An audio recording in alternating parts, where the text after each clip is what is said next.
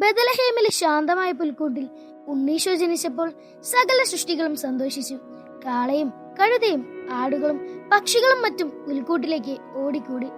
അവിടെ എത്തിയ പക്ഷികളിൽ ഏറ്റവും ചെറുതായിരുന്നു റെൻ പക്ഷി. കുളിരുള്ള ശാന്തമായ ആ രാത്രിയിൽ പുൽക്കൂട്ടിലിരുന്ന് ആ കിളി പാടി തുടങ്ങി.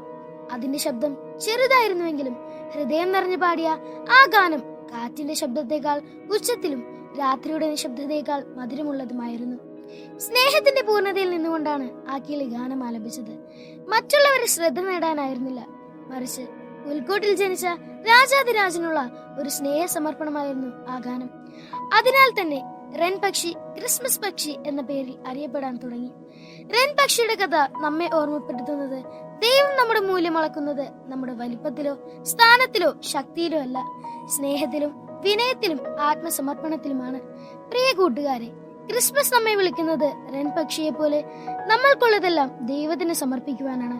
പലപ്പോഴും നമ്മൾ നമ്മെ തന്നെ കുറച്ചു കാണുന്നു. നമ്മുടെ പ്രാർത്ഥന ദുർബലമാണെന്നും വിശ്വാസം കുറവാണെന്നും ശ്രമങ്ങൾ ശ്രദ്ധിക്കപ്പെടുന്നില്ലെന്നും കരുതി നമ്മൾ നിരാശരാകുന്നു. എന്നാൽ ദൈവം നമ്മുടെ ഹൃദയവിചാരങ്ങൾ അറിയുന്നു. ഒരു സ്നേഹവാക്ക്, ഒരു ലളിതമായ പ്രാർത്ഥന, ഒരു നിശബ്ദ സ്നേഹപ്രവൃത്തി, ഇവയെല്ലാം ദൈവത്തിന്റെ കാതുകളിൽ ഉച്ചത്തിൽ മുഴങ്ങുന്ന ഗാനങ്ങളാണ്.